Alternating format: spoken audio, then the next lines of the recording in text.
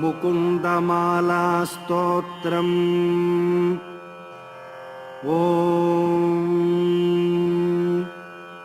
श्री घुष्यते यस्य नगरे रङ्गयात्रा दिने दिने तमहं शिरसा वन्दे राजानं कुलशेखरम्।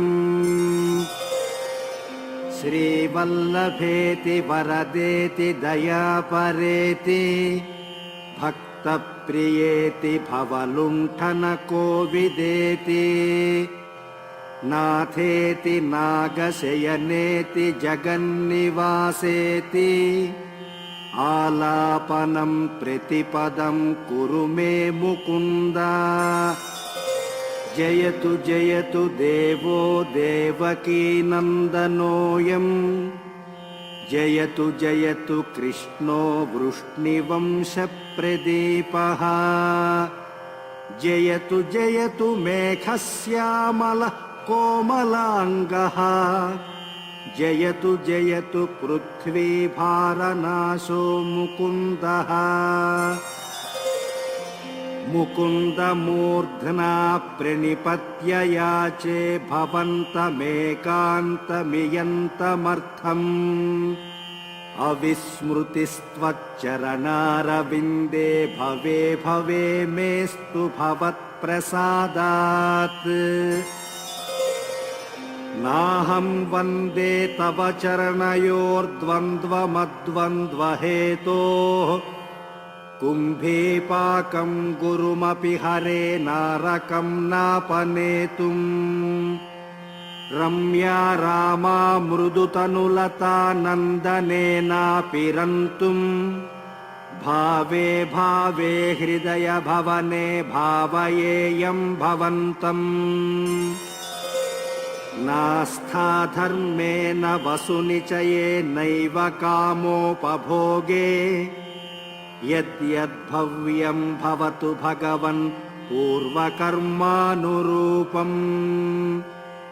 ये तत्प्रार्थ्यं मम बहुमतं जन्म जन्मान्तरेऽपि त्वत्पादाम्भोरुहयुगगता निश्चला भक्तिरस्तु।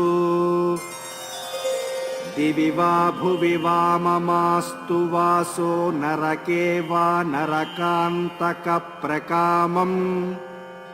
अवधीरितशारदारविन्दौ चरणौ ते मरणेऽपि चिन्तयामि। कृष्ण त्वदीयपदपङ्कजपञ्जरान्तम् अद्यैव मे विशतु मानसराजहंसः। प्राणप्रयाणसमये कफवातपित्तैः कण्ठावरोधनविधौ स्मरणं कुतस्ते।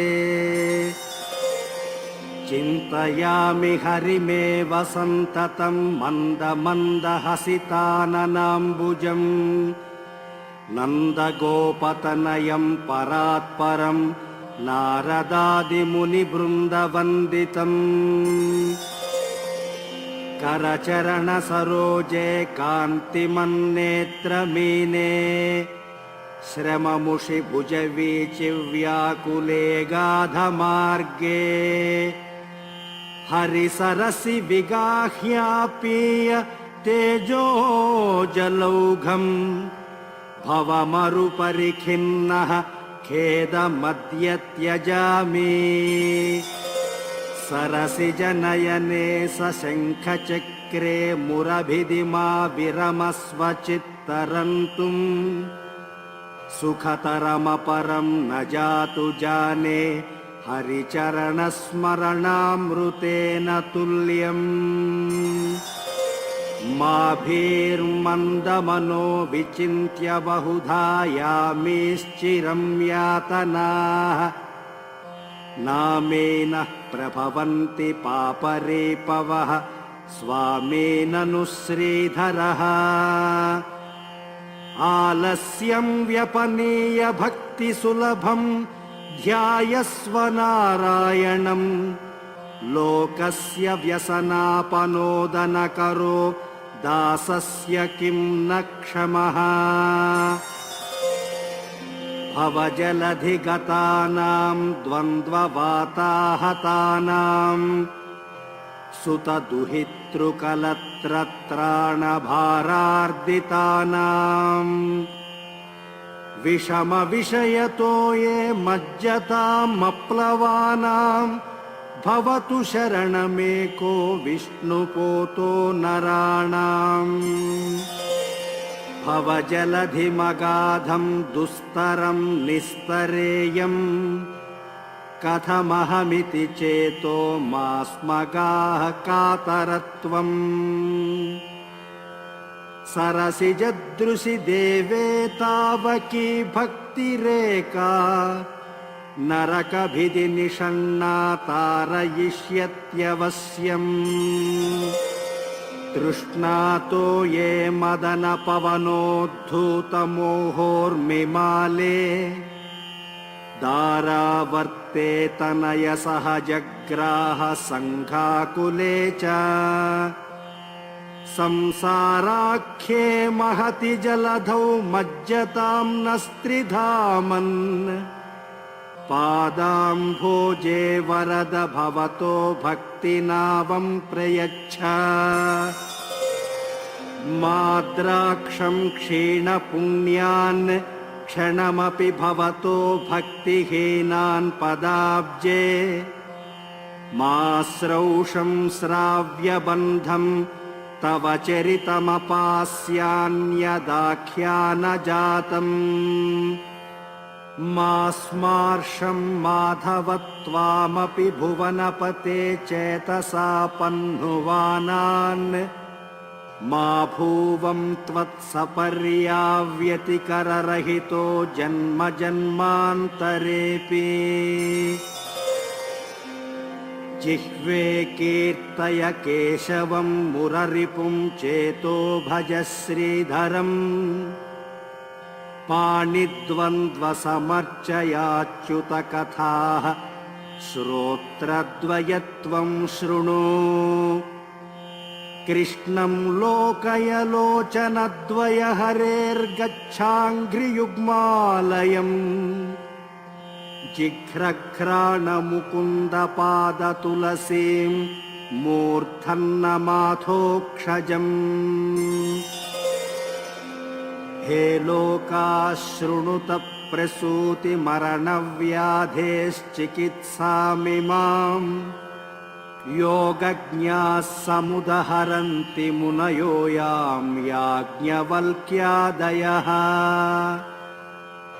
अन्तर्ज्योतिरमेयमेकममृतं कृष्णाख्यमापीयताम् तत्पीतं परमौषधं वितनुते निर्वाणमात्यन्तिकम् हे मर्त्याः परमं हितं शृणुतवो वक्ष्यामि संक्षेपतः संसारार्णवमापदूर्मि बहुलं सम्यक् प्रविश्य स्थिताः नानाज्ञानमपास्य चेतसि नमो नारायणायेत्यमुं मन्त्रम् सप्रणवं प्रणामसहितं प्रावर्तयध्वं मुहुः पृथ्वीरेणुरनुः पयांसि कणिकाः फल्गुस्फुलिङ्गो लघुः तेजो निःश्वसनं मरुत्तनुतरं रन्ध्रं सुसूक्ष्मं नभः क्षुद्रा रुद्रपितामह प्रभृतयः कीटाः समस्ताः सुराः दृष्टे यत्र सतावको विजयते भूमावधूतावधिः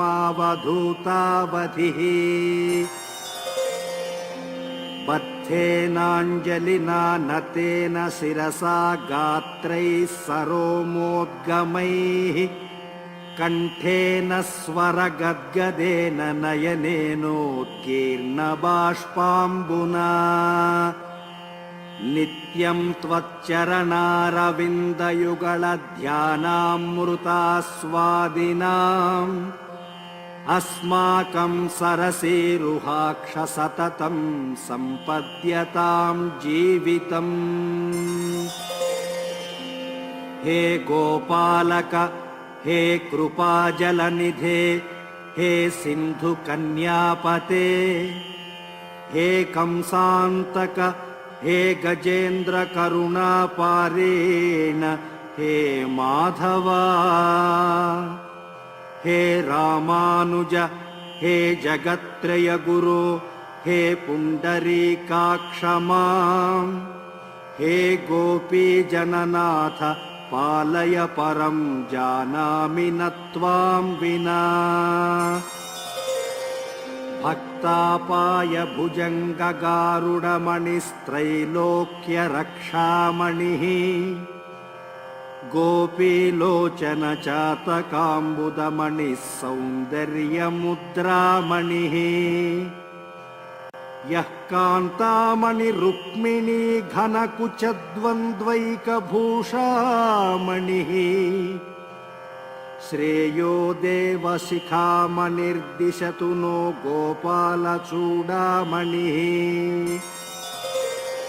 शत्रुच्छेदैकमन्त्रम् सकलमुपनिषद्वाक्यसम्पूज्यमन्त्रम् संसारोत्तारमन्त्रं समुपचिततमः सङ्घनिर्याणमन्त्रम् सर्वैश्वर्यैकमन्त्रं व्यसनभुजगसन्दष्टसन्त्राणमन्त्रम् जिह्वे श्रीकृष्णमन्त्रं जप जप सततं जन्मसाफल्यमन्त्रम्।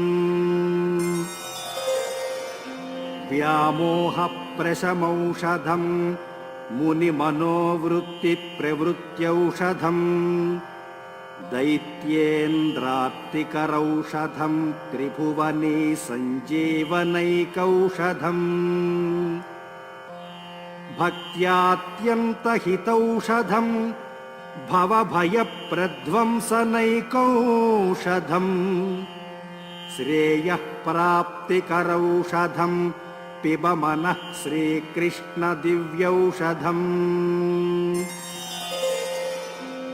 आम्नायाभ्यसनान्यरण्यरुदितं वेदव्रतान्यन्वहम् मेदश्छेदफलानि पूर्तविधयः सर्वे हुतं भस्मनि तीर्थानामवगाहनानि च गजस्नानं विना यत्पदद्वन्द्वाम्भोरुहसंस्मृतिर्विजयते देवः स नारायणः। श्रीमन्नामप्रोच्य नारायणाख्यम् केन प्रापुर्वाञ्छितं पापिनोऽपि हानः पूर्वं वाक्प्रवृत्ता न तस्मिन् तेन प्राप्तं गर्भवासादिदुःखम्। मज्जन्मनः फलमिदं मधुकैटभारे मत्प्रार्थनीय मदनुग्रह एष एव तद्भृत्य भृत्य परिचारक भृत्य भृत्य भृत्यस्य भृत्य इति मां स्मर लोकनाथ। नाथेन पुरुषोत्तमे त्रिजगतामेकाधिपे चेतसा सेव्ये स्वस्य पदस्य दातरि सुरे नारायणे तिष्ठति। यङ्कञ्चित् पुरुषाधमं कतिपयग्रामेशमल्पार्थदम् सेवायै मृगयामहे नरमहो मूकावराकावयम्।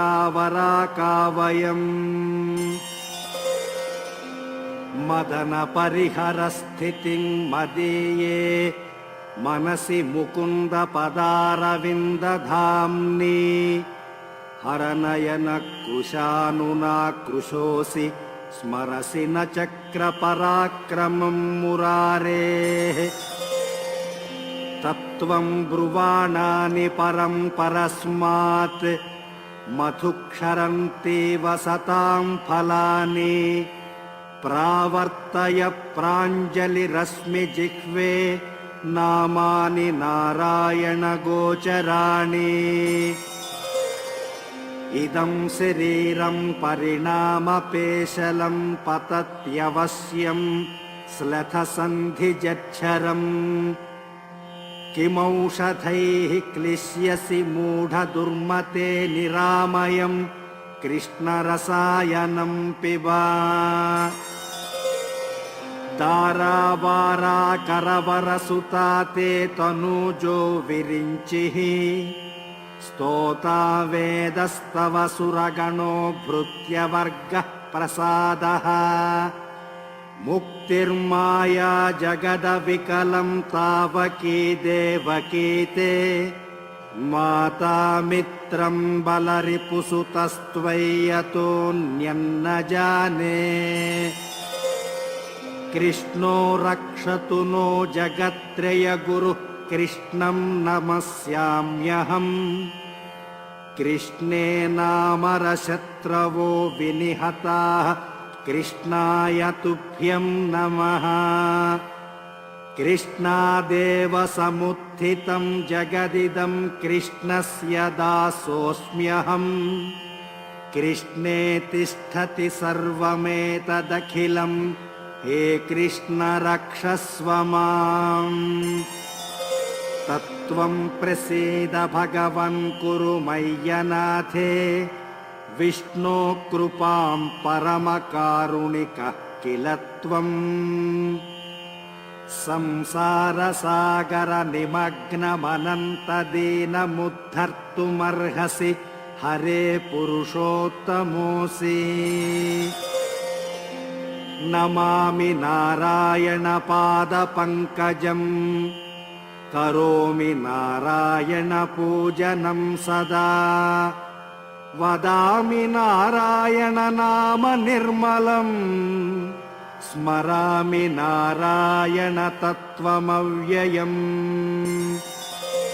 श्रीनाथ नारायण वासुदेव श्रीकृष्ण भक्तप्रिय चक्रपाणे श्रीपद्मनाभाच्युत कैटभारे श्रीराम पद्माक्ष हरे मुरारे अनंत वैकुंठ मुकुंद कृष्ण गोविंद दामोदर माधवेति वक्तुं समर्थोऽपि न वक्ति कश्चित् अहो जनानां व्यसनाभिमुख्यम् ध्यायन्ति ये विष्णुमनन्तमव्ययम् हृत्पद्ममध्ये सततं व्यवस्थितम् समाहितानां सतताभयप्रदम् ते यान्ति सिद्धिं परमां च वैष्णवीम्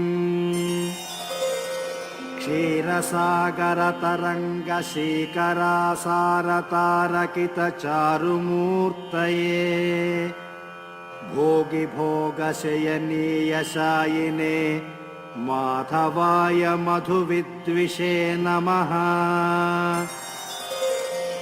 यस्य प्रियौ श्रुतिधरौ कविलोकवीरौ मित्रौ द्विजन्मपदपद्मशरावभूताम् तेनाम्बुजाक्षचरणाम्बुजषट्पदेन राज्ञा कृता कृतिरियं कुलशेखरेण कुम्भे पुनर्वसौ जातं केरळे चोळपट्टणे कौस्तुभांशं धराधीशं कुलशेखरमाश्रये